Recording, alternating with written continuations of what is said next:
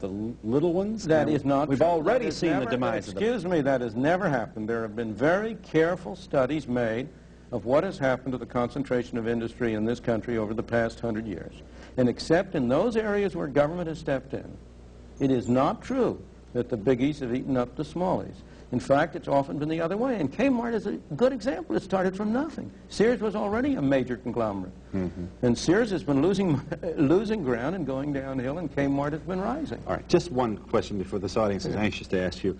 And when you sit in your study and throughout your career as a professor, you've met students and you've probably dealt with every kind of question, stupid through. I guess I want to know whether you've ever been tempted to become politically revolutionary. Here's my question. When you see around the globe the maldistribution of wealth, the desperate plight of millions of people in underdeveloped countries, when you see so few haves and so many have-nots, when you see the greed and the concentration of power within, did you ever have a moment of doubt about capitalism and whether greed's a good idea to run on? Well, first of all, tell me, is there some society you know that doesn't run on greed? You think Russia doesn't run on greed? You think China doesn't run on greed? What is greed?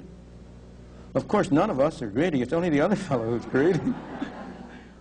The world runs on individuals pursuing their separate interests. The great achievements of civilization have not come from government bureaus. Einstein didn't construct his theory under order from a bureaucrat. Henry Ford didn't revolutionize the automobile industry that way. In the only cases in which the masses have escaped from the kind of grinding poverty you're talking about, the only cases in recorded history are where they have had capitalism and largely free trade. If you want to know where the masses are worst off, it's exactly in the kinds of societies that depart from that. So that the record of history is absolutely crystal clear, that there is no alternative way so far discovered of improving the lot of the ordinary people that can hold a candle to the productive activities that are unleashed by a free enterprise system. But it seems to reward not virtue as much as ability to manipulate the system. And what does reward virtue? You think a communist commissar rewards virtue? You think a Hitler rewards virtue? You think, excuse me, if you'll pardon me, do you think American presidents reward virtue?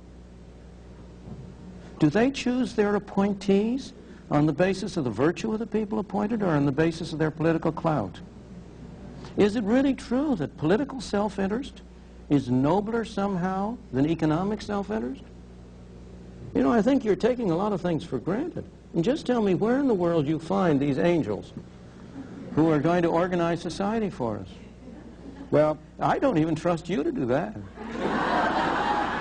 Let alone myself. One of the nice things about having your own show is when you're able to say at any time, we'll be back in just a moment.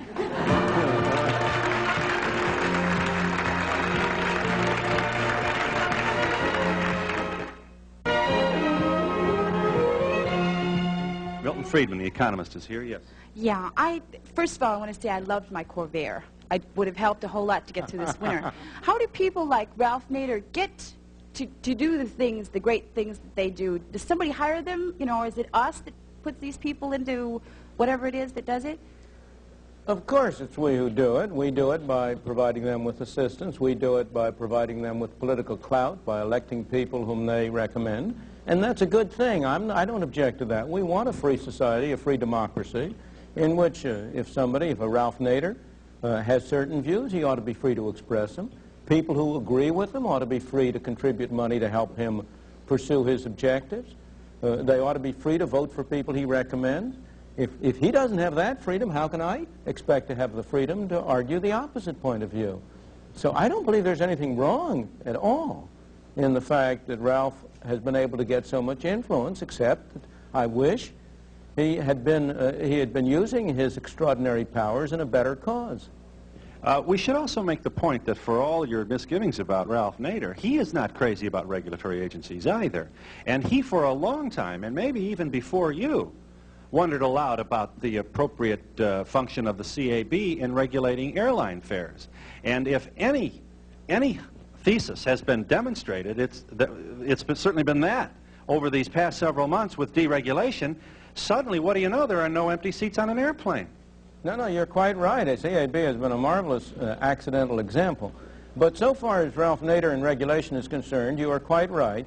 Some of the groups under his organization have produced reports on ICC and so on that are excellent reports on the evils of regulation. The problem is that his solution is more of the same. His solution is to substitute a different kind of regulation. His only objection is not really to regulation, but that the wrong people have been doing the regulating. And so when you ask not what's wrong with what we've been doing, but how should we improve matters, he doesn't really have an effective alternative. What do you think is going to happen with inflation? Will it continue at the same rate that we've been having? Well, inflation doesn't ever continue quite at the same rate we've been having, but unfortunately, I cannot bring you any good news about inflation. Inflation has been on the rise. It's now running about 13%, 12% on a year-over-year basis. We may get some minor relief in the next year or so. I think it may go down to 8 or 9% at the lowest. But I am afraid that we will then be off on another round of the roller coaster. The path we have been on for the past 20 years is a roller coaster. We get up to a peak, we come down, we get up, but each peak is higher than the prior one, each trough is higher than the prior one. And until the American people have the political will to stop it, that's going to continue. Now, give us the will. Tell us how we get that will. There's only one way you can stop inflation, and that's by having the government create less money and spend less money. And the reason we have inflation is because the public at large wants inflation. You people want inflation. You don't say so. No one of you will say, I want inflation. But I ask you, do you want the prices at which you sell things to go down? Not the prices at which you sell them. You want the prices at which you buy them to go down. What everybody wants is for the prices of the things he buys to go down and the prices of the things he sells to go up. But that's a neat trick if you can manage it. But isn't it good old Adam Smith? Isn't that what he... Of course, it's good old Adam Smith, provided you have a control in terms of the total amount of money available. But it's not good old Adam Smith for those printing presses to be pouring out paper money, which you and I and the government in particular can use. We don't create inflation by our personal behavior.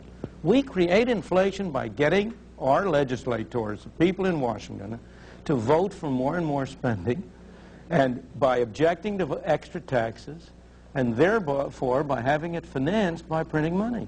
Let me just ask you one more basic question here, and I promise we'll get this audience in the act here. Did Adam Smith, or do you, how do you feel about this desperate need to grow? We have no desperate need to grow. Oh, we do. We brag about our gross national product. It's going to be $1 trillion. Have a desperate need a guy's to grow. got 2 franchises. He wants 6. A man has 3 hamburger stands. He wants 12. We have no desperate need to grow. We have a desperate desire to grow. And those are quite different. I believe that the level of growth in this country ought to be whatever people want it to be. If the people at large, if each and every person separately was satisfied with where he is and didn't want to grow, fine. I have no objection. I don't want to impose growth on anybody. I want people to be free to pursue their own objectives. But it so happens that the American people have been a very dynamic, forward-looking people, and they have wanted to improve their conditions. But they haven't been wanting to stay But does still. Numbers necessarily improve it? Hasn't the last 30 years demonstrated that hasn't worked? No, we haven't had an increase in numbers, and the last 30 years has not demonstrated that. Most people in this country are better off today than they were 30 years ago, although they're worse off than they were 6 or 7 or 8 years ago. Just one, let me chase you down one more time on this. General Motors wants to grow as well. That's okay with you. Of course. They have a natural desire to grow, huh? Right. Okay. But other people have also a natural desire, and other people check it. The check to General Motors growth is Toyota and Volkswagen. It's Checker Cab. Well, I think it's interesting that the checks American have come Motors. from outside this country. They haven't Okay. always come All right. from outside So this but the country. point I'm making is General Motors has more power to grow. No. General Motors